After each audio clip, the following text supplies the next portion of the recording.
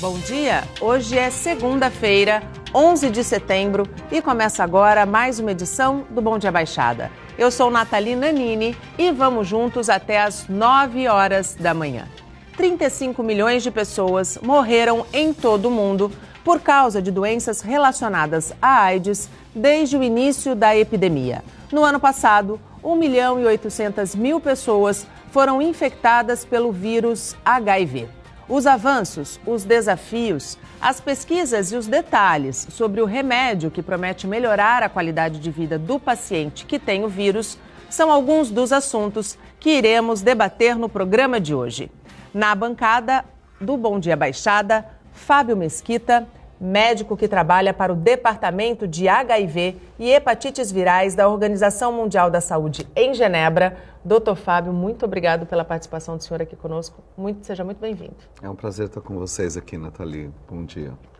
E também o médico infectologista Evaldo Stanislau. Doutor Evaldo, mais uma vez, muito obrigado pela participação conosco. Seja muito bem-vindo. Obrigado, Nathalie. Um grande prazer também. E você que está em casa ou saindo de casa com o seu smartphone pode participar do nosso programa através do nosso WhatsApp, que é o 13 98877 9496, ou pela nossa fanpage no Facebook, onde nós já estamos ao vivo. A UNAIDS lançou um novo relatório que mostra que pela primeira vez o jogo virou. Mais da metade de todas as pessoas que vivem com HIV no mundo, 53%, agora têm acesso ao tratamento. Além disso, as mortes relacionadas à doença caíram quase pela metade desde 2005. Em 2016, 19 milhões e meio de pessoas vivendo com HIV tiveram acesso ao tratamento. E as mortes relacionadas à doença caíram de 1.900.000 para 1 milhão em 2016. Na opinião de vocês, conseguimos até 2020 atingir o objetivo global, que é de 30 milhões de pessoas em tratamento contra o vírus HIV? Doutor Fábio, conseguimos? Eu acho que as metas são sempre importantes, elas abrem a possibilidade assim de ter compromisso dos governos, da sociedade civil, da mídia, de todo mundo para estimular que a gente chegue perto disso. Mas dificilmente a gente chegará a 30 milhões de pessoas em 2020 tomando um antirretroviral. Existe uma estratégia chamada Fast Track, que é com o objetivo de tentar estimular um crescimento rápido, mas ela tem sido mais lenta do que aquilo que a gente imaginava. De qualquer maneira, todas as vezes que a gente estabeleceu meta, pode ter demorado um pouco, mas elas acabaram acontecendo. Talvez não em 2020, mas um em pouco 2030. Depois. Exatamente. Não tanto, assim, eu acho que nessa meta, porque nos Objetivos do Desenvolvimento Sustentável, a ideia é que até 2030 a gente acabe com a AIDS como um problema de saúde pública. Então, é possível que a gente não chegue em 2030, mas um pouco depois, 2033, 2035, existe essa possibilidade. Isso é um dado e um ganho extremamente importante para o mundo, né, doutor Evaldo? Se a gente imaginar que a gente consiga, não que em 2030, mas em 2035, acabar com o problema da AIDS como saúde pública, é uma vitória importantíssima. É sem dúvida nenhuma, mas eu acho que as pessoas precisam começar a entender um pouco isso que você falou, mundo. Na verdade, a presença do Fábio aqui e ter a OMS colocando uma política global, ela tem que trazer para nós, brasileiros que estamos assistindo, essa percepção do que é mundo, né? Porque a gente tem o mundo que a gente vive e a gente tem o mundo onde as pessoas vivem. E muitas vezes a diferença é enorme entre o mundo que a gente vive e o das pessoas. E essa visão global, ela dá a exata noção de quanto é difícil essa tarefa. Então, é extremamente ousado colocar uma meta como essa e persegui-la. E como o Fábio falou, em algum momento atingir. Porque nós estamos falando de uma cidade como Santos, por exemplo, que tem um papel histórico na luta contra o HIV e que mesmo assim ainda em 2017 a gente enfrenta problemas que a gente achava superado, como jovens se infectando, como pessoas na terceira idade se infectando, o que dirá então de países numa condição econômica e social desestruturada, como muitos países da África, do sul da Ásia, enfim, no mundo como um todo. Então, essas metas, elas são importantes, elas devem ser perseguidas, eu espero que a gente consiga. Agora, eu diria que a gente tem que fazer uma separação, que é assim, o que é ciência e o que é comportamento. Do ponto de vista da ciência, não tenho dúvidas que nós temos todas as ferramentas, ou praticamente todas, para atingir. Mas do ponto de vista comportamental e de políticas públicas, a gente tem muito que evoluir. Doutor Fábio, comportamento, né? O doutor Evaldo citou uma questão bastante importante, eu estudando um pouquinho sobre o assunto, porque eu estou com duas feras aqui na bancada, né? Pareceu até um contrassenso a gente dizer que na era mais tecnológica que a gente vive hoje, com maior possibilidade de informação, o jovem ainda perca, vamos dizer assim, a batalha contra a AIDS e ainda se infecte. Assim, os idosos, não sei se dá para a gente justificar, mas os jovens que são tão conectados, tão cheios de informação, por que que eles ainda são tão vítimas da doença? Eu acho que são várias características, assim, depende de onde a gente está falando, né? Então, por exemplo, se a gente falar da África subsaariana, que é onde a epidemia é mais importante, a parte da juventude mais atingida são as meninas, são as mulheres, né?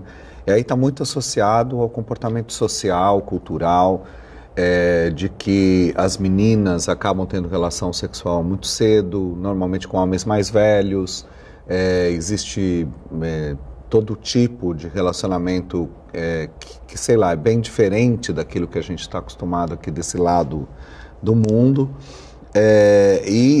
As medidas educativas que no passado chegaram em muitos segmentos da população, não chegaram nesse segmento da população. Se a gente pegar o outro lado do mundo, que aí é o lado que tem mais acesso à tecnologia, no Ocidente, parte da Ásia, leste europeu, aí Europa mesmo, Austrália, Estados Unidos, onde está crescendo na juventude, aí são mais jovens gays, né, homens que fazem sexo com homens, e está muito associado ao fato de uma subestimação que é meio natural na juventude, aquele desafio do risco, não vou por um lado, não vai acontecer ser comigo, e uma subestimação de que aquilo possa ser um problema, né? É uma geração que não viveu o problema da AIDS no passado, não conhecia gente que tinha AIDS, não viu gente morrendo de AIDS, até conhece pessoas que têm o HIV e que estão tomando medicamentos, estão muito bem, obrigado. Então, assim, as pessoas subestimam. E acho que esse é o fator principal aqui do nosso lado. Doutor Fábio, o senhor citou a África, né, que é realmente onde o problema é mais evidente. Como fazer a informação e como mudar? Porque, assim, o senhor colocou uma questão muito importante, que é cultural. As relações que lá se estabelecem são culturais. A gente aqui até pode questionar, mas para eles aquilo ali é muito normal. Como fazer chegar à conscientização, como tentar implantar políticas naquela região que façam com que os números possam diminuir. Eles já estão diminuindo em algumas regiões, mas o desafio ainda é muito grande. A diminuição na África que a gente vê do ponto de vista mais numérico está muito associada à mortalidade e está muito associada à transmissão vertical do HIV que caiu, a transição de mãe para filho. Mas o crescimento da epidemia, ele continua relativamente, né, expressivo e continua expressivo, sobretudo nas meninas jovens. Eu tive a oportunidade de visitar 3 países africanos nos últimos meses. Eu fui para Angola, para Moçambique e para Uganda. E fiquei muito impressionado, de verdade muito impressionado. Eu fui para Moçambique porque a maior parte da minha experiência anterior era aqui na América Latina e no sudeste da Ásia, onde eu morei quase 9 anos. Eu fui para Moçambique, por exemplo, numa província ao norte de Moçambique, visitar 3 unidades de saúde. Cada uma tratava 5.000 pacientes. Nós não temos nenhuma unidade no Brasil, nenhuma, em lugar nenhum, que trata 5.000 pacientes hoje tomando antirretroviral. Aí A gente tem um conceito, que é um conceito antigo, e que foi uma luta aqui no Brasil enorme, quando a gente falou assim, então vamos fazer o seguinte, nós não temos infectologista suficiente, vamos delegar isso para o clínico. E lá tinha, e foi uma briga, porque as pessoas acharam ruim, o clínico não está preparado, achava que não dava. Aí, nessas 3 clínicas de Moçambique, que cada um trata 5.000 pacientes, uma delas tem 1 médico. As outras 2 têm 0 médicos. Nossa. Então, quem trata a AIDS são técnicos de enfermagem, técnicos de odontologia, quem você puder imaginar o que tiver ali tá à disposição. Fazendo tratamento de AIDS. Então, quando você olha um fenômeno dessa natureza, assim, você vê que é bem complexo, né?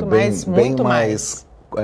Assim, tanto você organizar uma resposta, Sim. a dimensão do problema. Sim. Moçambique tem províncias, tem uma província de Moçambique que 25% da população está infectada, ou seja, cada 4 pessoas... 1/4, né, da população. Cada 4 pessoas, uma tem HIV. Nossa. Então, e a transmissão, ela é muito rápida, e eu acho que, assim, o que a gente historicamente insistiu e errou na insistência era de ser camisinhocêntrico, que eu costumo dizer, né?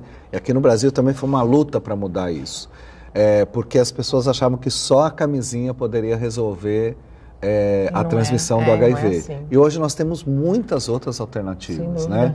A alternativa da PrEP, a alternativa da PEP, a alternativa do tratamento como prevenção, que na África hoje é o que você pode fazer para mudar o comportamento, porque imaginar que as pessoas naquela cultura vão usar camisinha é um delírio no qual nós insistimos durante muitos anos e por isso tivemos a dificuldade de controlar a epidemia. E lá eles recebem bem, eles entendem a dimensão da doença ou isso ainda também é um desafio, doutor? Ainda é um desafio enorme, ainda tem muita coisa para acontecer, mas é claro que existe, por ser uma coisa que é a principal causa de morte do país, você tem toda uma comoção nacional em torno da questão, né?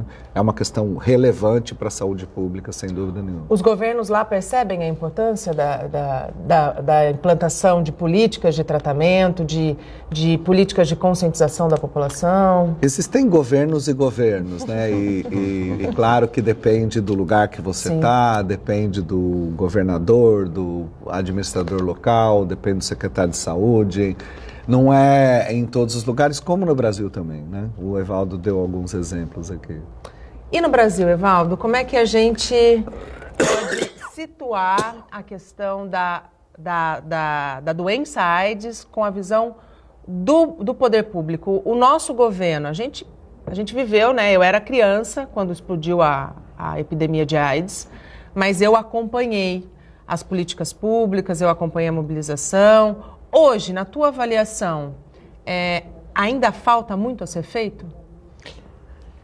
Essa é uma avaliação que a gente tem que fazer com uma perspectiva histórica, com uma perspectiva do momento. Historicamente, o Brasil é um país que sempre se colocou na vanguarda do enfrentamento da luta contra o HIV. A cidade de Santos, que eu fiz uma breve menção, mostrou como se faz. Sim. Foi a primeira cidade, e o Fábio Mesquita, ele é um homem raro, porque ele é daqueles que tem ideias e executa ideias sem medo. Então, começou a fazer aqui políticas de redução de danos. Eu acabei de chegar de um congresso nos Estados Unidos, um congresso mundial, do impacto da hepatite viral em usuários de drogas, onde estavam lá as maiores autoridades do mundo. E uma das coisas que ainda faltam no mundo são programas de redução de danos. E o Fábio Mesquita fez aqui em Santos o primeiro programa de redução de danos.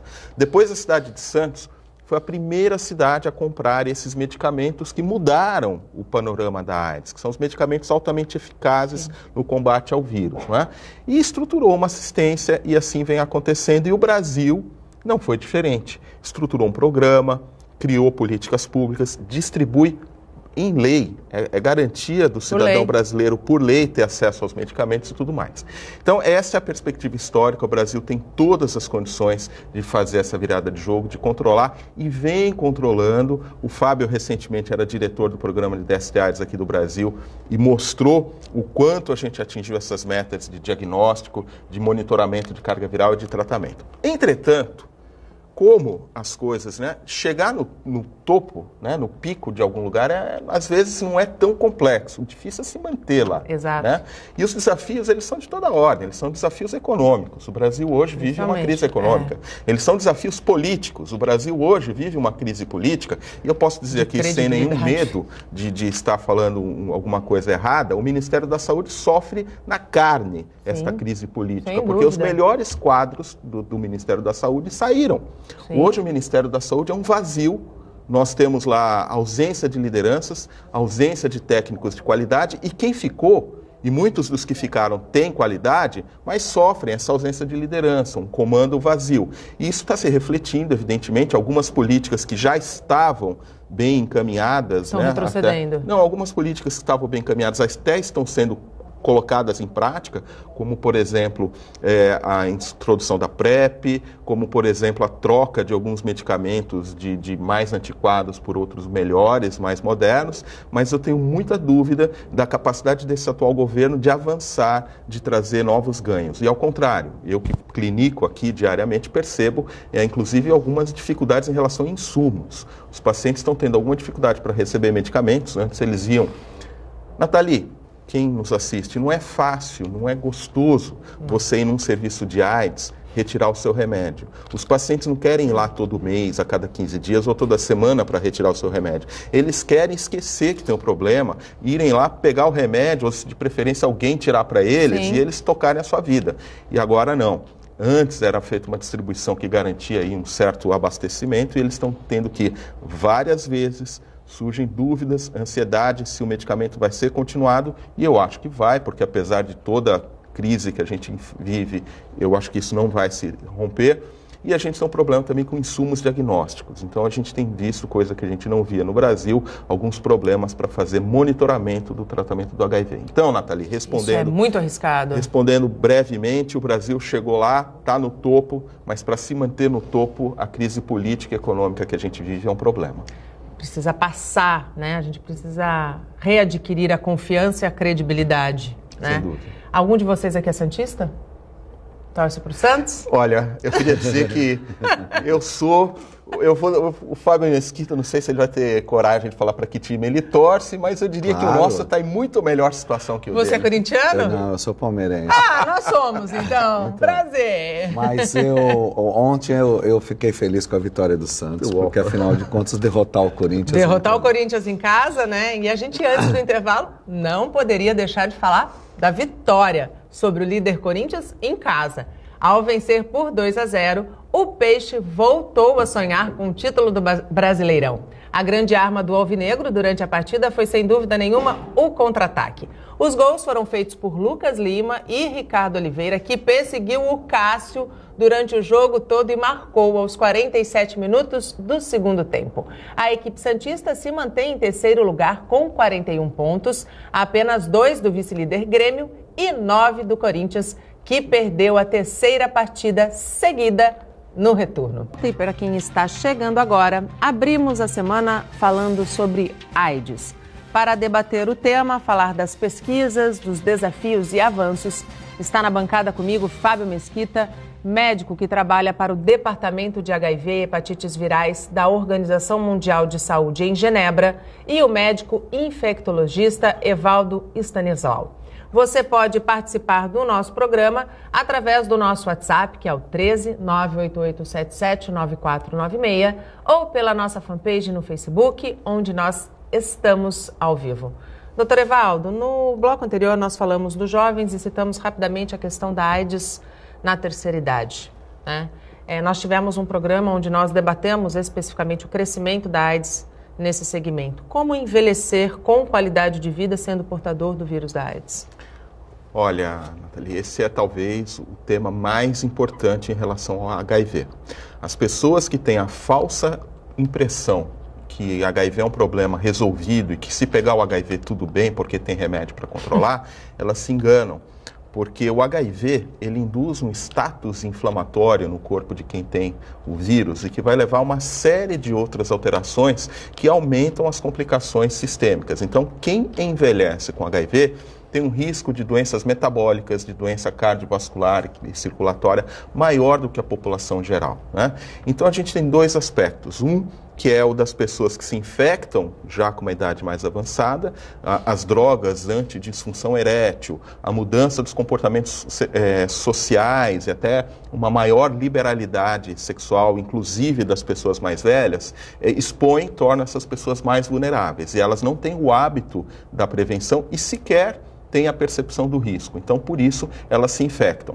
E aí, ao se infectar, elas entram em todas as estatísticas e todos os problemas relativos ao HIV. Porém, é importante dizer que em poucos anos, mais de 70% das pessoas que estarão vivendo com HIV estarão na terceira idade, com mais de 60 anos. E aí você vai ter, então, o problema do uso crônico dos medicamentos de HIV, desse status anti-inflamatório, das interações medicamentosas de outros remédios que a gente usa para tratar pressão, colesterol, uma série de outros problemas. Tudo isso, então, faz com que envelhecer com HIV seja uma questão um pouco mais complexa. E aí a gente tem alguns exemplos no nosso cotidiano de pacientes que vêm sobrevivendo e convivendo com HIV há muito tempo e que você conversa com eles, e seria muito importante que os jovens que se sentem imunes a tudo conversassem para saber o que é, porque eles são a história viva do HIV.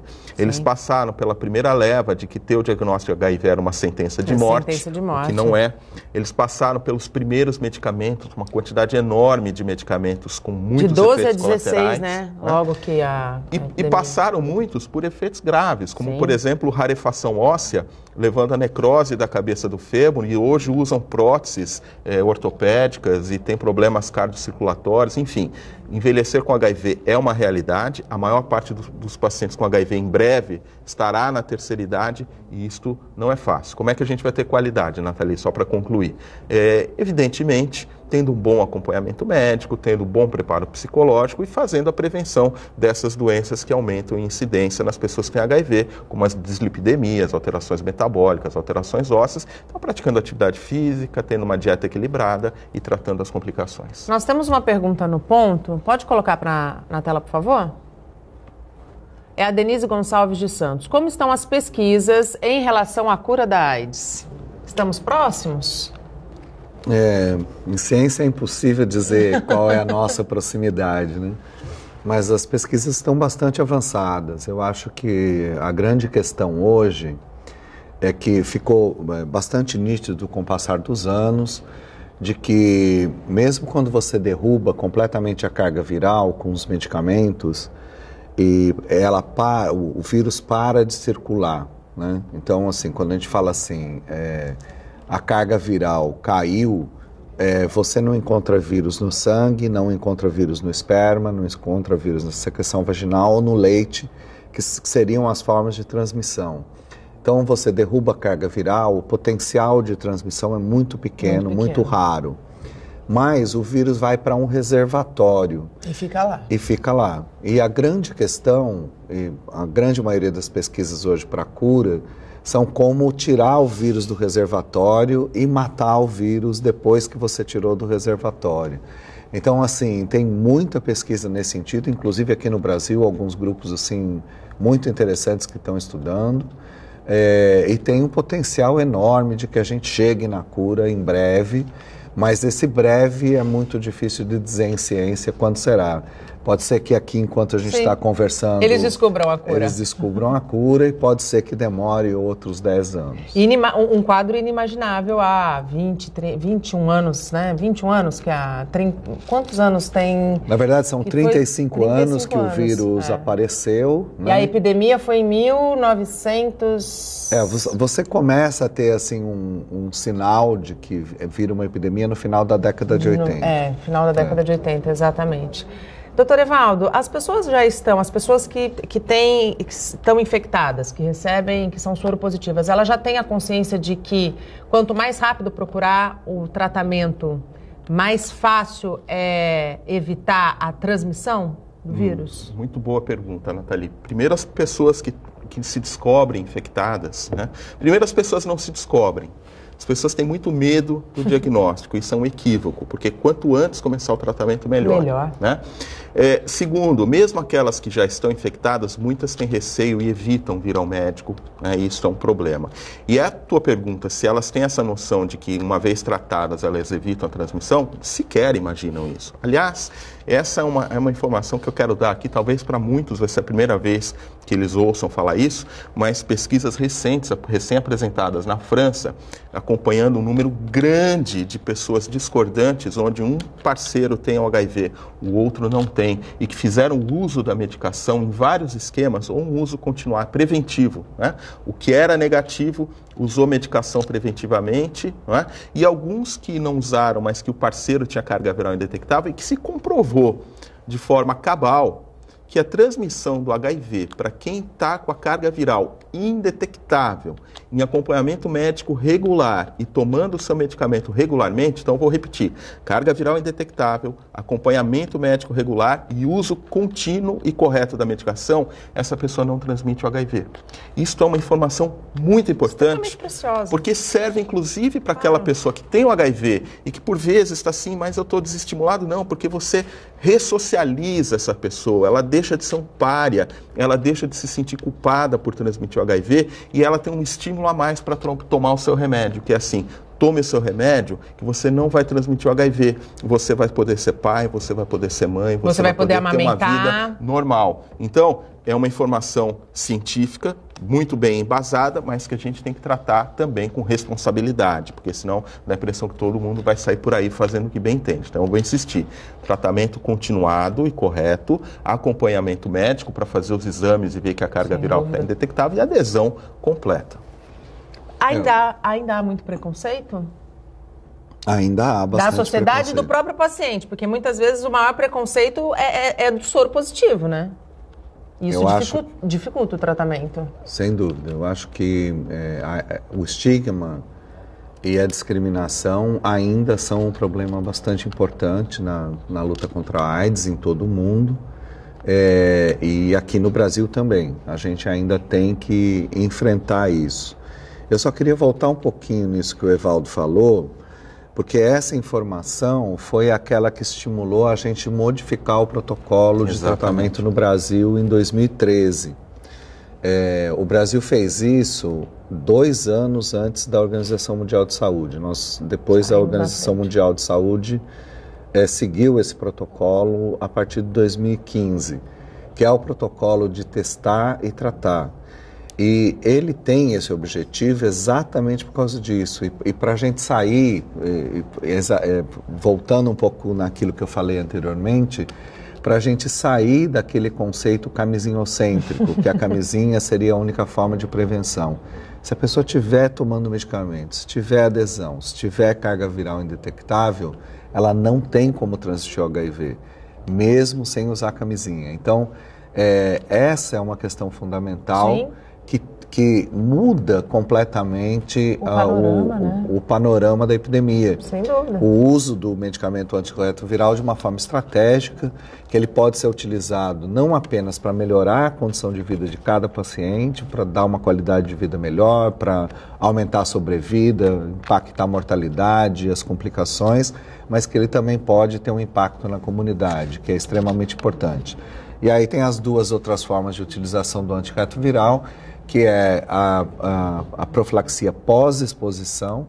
Se tiver um acidente, estourou a camisinha, teve algum problema de violência sexual, às vezes um acidente profissional, enfim, a profilaxia pós-exposição, que carinhosamente é chamada da pílula dos 28 dias seguintes, você pode, com isso, fazer a prevenção da transmissão do HIV.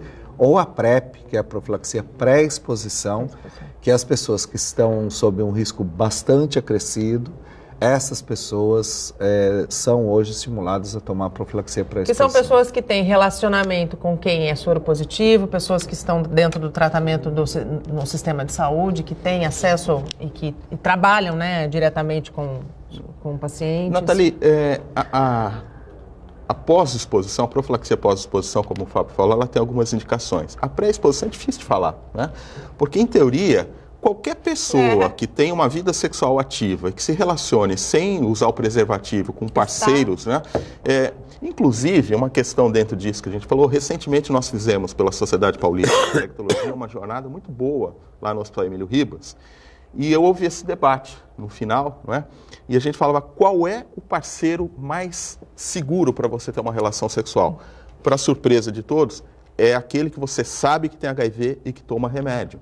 Porque você sabe que ele tem, você sabe que ele toma remédio regularmente, que, portanto, não transmite, porque você ter uma relação com alguém desconhecido sem preservativo é uma roleta russa. Porque a pessoa pode ter o HIV, não sabe, não toma remédio e ela te infecta. Exato. Ao contrário de quem já sabe e está tomando remédio. Então, é muito importante essa noção de vulnerabilidade. Eu acho que todos são vulneráveis, a gente não pode trabalhar com grupos... De risco. Grupo de risco, existem grupos de maior vulnerabilidade, mas a rigor, qualquer pessoa que tenha vida sexual ativa ou que faça uso de compartilhamento de objetos com sangue, que injete drogas, que faça alguma coisa assim, é um grupo de maior vulnerabilidade ao HIV. Desde o mês passado, as farmácias aqui da região já vendem o teste, o anti-HIV, nas prateleiras sem necessidade de receita médica. Dentro de tudo que a gente está falando, isso é uma conquista, né? Você poder chegar, comprar e fazer. É um teste seguro? Sem dúvida é uma conquista, daqui a pouco eu vou pedir até para o Fábio complementar, mas eu queria dizer, antes de falar do teste em si, eu acho que tudo que a gente tem falado até agora neste programa serve para uma coisa. Se você acha que você pode estar infectado, ou se você nunca fez o teste e tem alguma barreira, porque as pessoas têm barreira, Nathalie, ir num centro de testagem significa você ir num lugar onde só vai quem tem algum estigma, quem está marcado de alguma maneira, né?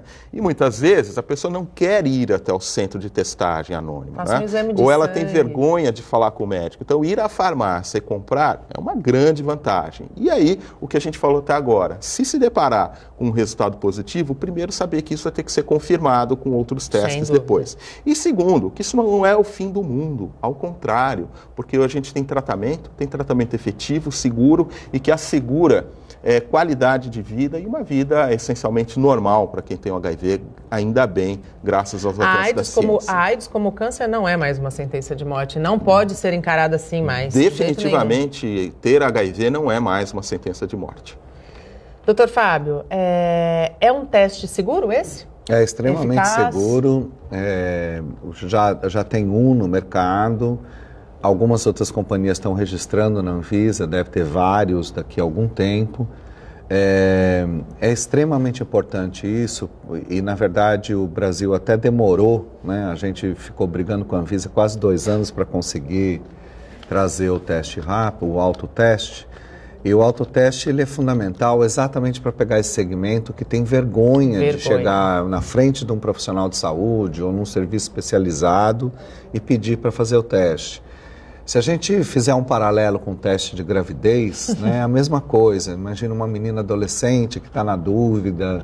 É muito mais tranquilo você fazer em casa, ter uma primeira triagem, né, incorporar que aquilo aconteceu e daí buscar ajuda para poder se tratar. Como o Evaldo falou, eu acho que hoje mudou radicalmente assim, esse conceito de que a AIDS é o fim do mundo. Ao contrário, a pessoa tem toda a condição de ser muito bem cuidada, ser bastante bem acompanhada e assim que o teste der positivo é só confirmar e buscar o tratamento. O Sistema Único de Saúde fornece tudo gratuitamente. Esse teste de farmácia evidentemente é pago. Mas todo o resto do acompanhamento será gratuito e público. Nathalie, o Fábio falou aqui que a AIDS não é o fim do mundo, eu diria que até ao contrário, talvez seja o começo de um novo mundo para as pessoas, porque não é infrequente. Pessoas que se descobrem portadoras do HIV, que começam o acompanhamento, falarem para o médico, doutor, sabe que a minha vida agora está melhor do que era antes? Porque elas passam a se cuidar melhor, elas passam a se alimentar melhor, passam a ter uma vida mais regrada. Então, muitas vezes, para algumas pessoas que encurtariam a sua vida pelo estilo de vida que estavam levando e porque não tinham diagnóstico, quando se descobrem, elas dão uma guinada e voltam a se tornar pessoas inseridas na sociedade e produtivas. A visão de mundo muda, né? Completamente. Muda. Aí chegamos ao último bloco do nosso programa e já que estamos falando sobre saúde, começa hoje e vai até dia 22 de setembro a campanha de multivacinação promovida pelo Ministério da Saúde.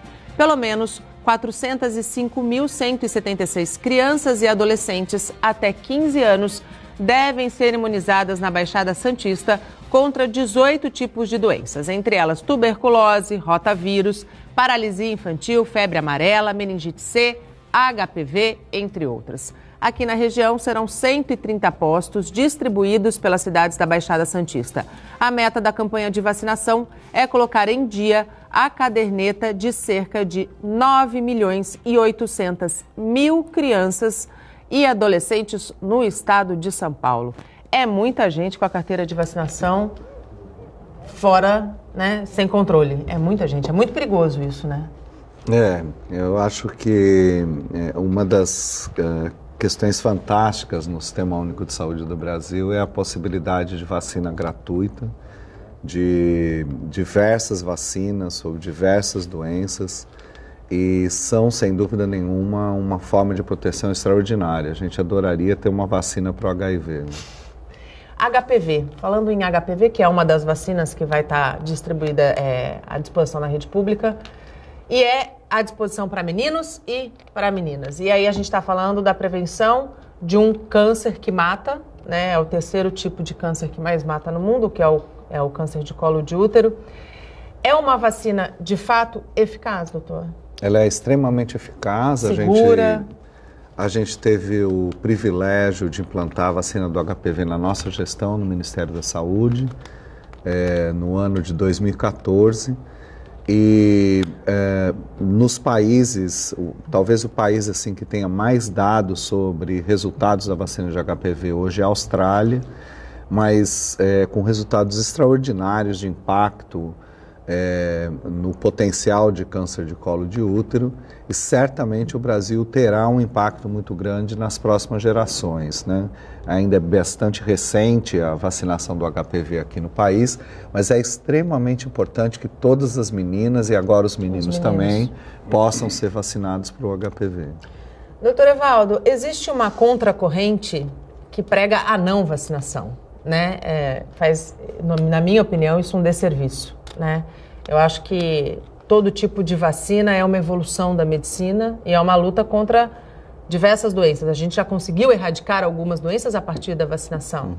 Para quem está em casa, para as mães que estão em casa, né? Porque até 15 anos a gente imagina que as crianças e adolescentes ainda estão sob a guarda dos pais. Carteira de vacinação é um documento. Carteira de vacinação é um documento, estar vacinado é uma necessidade e um direito da criança, porque muitas vezes a criança não tem o livre-arbítrio, ela nem sabe. Então, quem é que tem essa responsabilidade? São os pais. Isso que você falou, eu quero assinar embaixo, esse modismo, não vou vacinar contra isso, não vou vacinar. Isso é um modismo, é um desserviço. Como também a gente tem que ter muita responsabilidade. Eu adoro o bom jornalismo como esse que você faz, porque o mau jornalismo ou informações transmitidas de uma maneira equivocada também fazem um desserviço. Foi o que aconteceu recentemente com a própria vacina do HPV, Sim. quando nós tivemos algumas adolescentes que tiveram nada mais do que um surto de histeria. E isto foi amplificado, não foi tratado da maneira que se deveria, porque esse tipo de comportamento histérico ele é bastante bem conhecido e descrito, e as pessoas queriam porque queriam encontrar alguma experiência, alguma explicação nova para isso. Não tem explicação nova.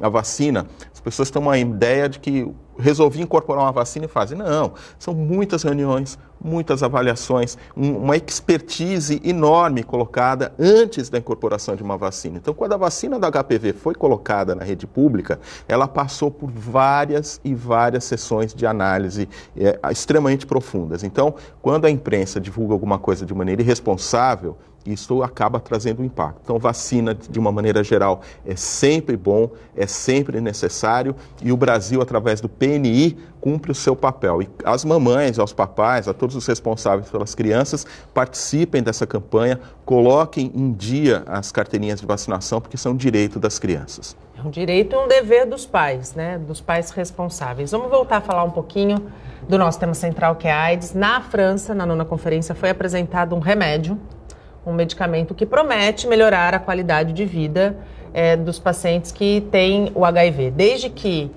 começou a ser tratado, já houve uma grande evolução do ponto de vista de medicação. Antes tomava-se de 12 a 16, hoje é um só, com menos efeitos colaterais, o que eu acredito que até permita a não desistência do tratamento, porque lá atrás os efeitos colaterais eram muitos e muito severos. Que remédio é esse, doutor? Então, são novos medicamentos antirretrovirais que agora são injetáveis, né?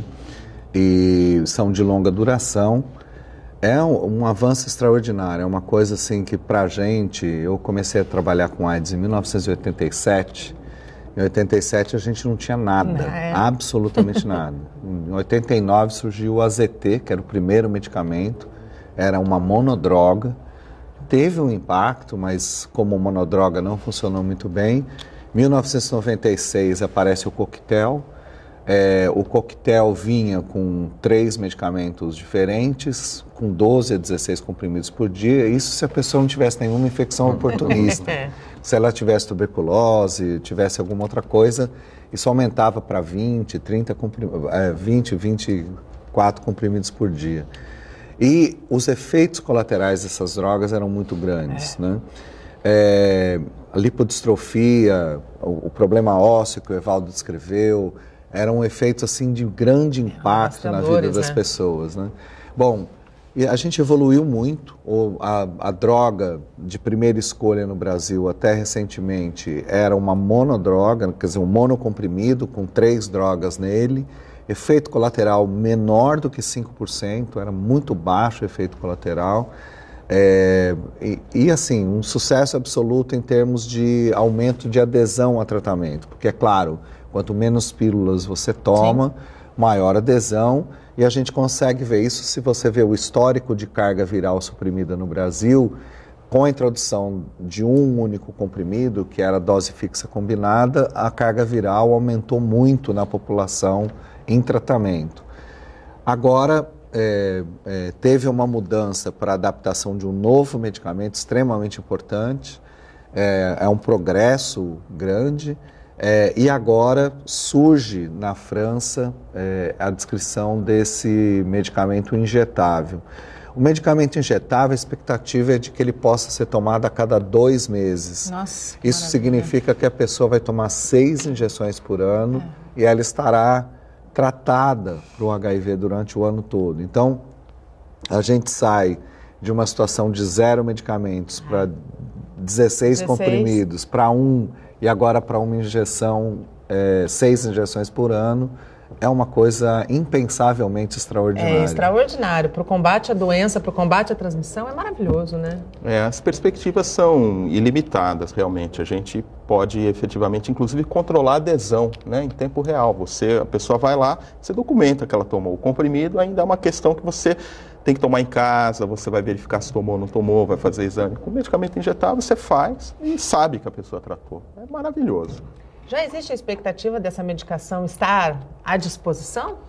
Existe todo um processo regulatório que demora um certo tempo. Então, os resultados dos estudos de fase 2 e fase 3 começam a ser demonstrados. Agora a gente entra numa fase de registro e toda uma fase regulatória. Eu não quero colocar aqui um tempo para as pessoas não criarem uma expectativa. Eu posso dizer o seguinte, o que a gente tem hoje no Brasil é excepcional. A gente pode eu trato vários pacientes com 1 comprimido ou com 2 comprimidos por dia, sem efeito colateral. Sigam assim, continuem assim. Então, logo esses novos medicamentos têm um registro, o processo regulatório transcorra normalmente, ele vai estar acessível. Pode ser aí no período de 3 a 5 anos, mais ou menos. Mas já é uma conquista muito grande. É extraordinário. De 3 a 5 anos é um prazo curtíssimo. O que é importante, apesar de todos os avanços que nós falamos aqui, a gente deixar muito claro para quem está em casa que a gente não pode menosprezar o vírus, né, doutor? Não, sem dúvida nenhuma. Não dá para subestimar, né, como a gente falou. Ainda é um problema bastante presente, ainda está crescendo em alguns segmentos e é importante não subestimar.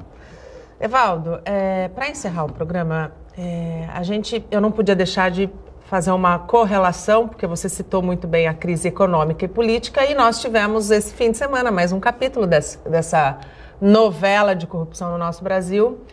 No finalzinho da semana, um encontro de 51 milhões de reais em malas, né? A prisão ontem do Joesley e do Ricardo Saúde, e tudo que a gente vem sabendo, de todas as cifras que vêm ao nosso conhecimento, certamente esse dinheiro seria muito bem usado, né? Na nossa saúde. Você sabe que você me deu um susto quando você falou ontem a prisão do Ricardo, eu já fiquei até meio assim, não, foi o Saúde, quer dizer. Saúde. Então, não foi o Ricardo da Saúde, foi o Ricardo Saúde, né? Saúde. Que se diz, inclusive. Eu acho que é uma história triste, é um dinheiro que faz falta em programas essenciais. Como eu disse, a gente vive um cerceamento, apesar das garantias legais de acesso a medicamentos, esse acesso ele começa a ser dado em parcelas, começa a ter algum tipo de controle que antes não havia, e isso impacta na qualidade de vida dos pacientes e impacta na velocidade de incorporação tecnológica de outras tecnologias que a gente precisa, como, por exemplo, para a hepatite C, que é uma doença que a gente tem hoje. O Fábio Mesquita, eu e outros participamos diretamente disso. O Brasil novamente mostrou como se faz e que a gente precisa expandir sem barreiras, para tratar todos os pacientes, para ter o mesmo sucesso que a gente tem com HIV, só que ao contrário, ao invés de ser uma doença crônica controlada, para ser uma doença que será curada em todos os pacientes. Erradicada, se Deus quiser. Doutor Fábio, um grande prazer tê-lo aqui na nossa bancada. Muito obrigado pela participação do senhor. E quando estiver no Brasil, retorne. O senhor será sempre muito bem-vindo. Muito obrigado, Nathalie. Para mim também é um prazer estar em Santos, né, minha cidade. Também estar aqui com vocês e ter essa oportunidade de falar com tanta gente ao mesmo tempo. E o prazer de trabalhar com o Evaldo sempre foi muito grande. A gente trabalhou junto em várias oportunidades e sempre com bastante sucesso nas coisas que fizemos juntos. Então, muito obrigado aí por esse privilégio de estar aqui com vocês.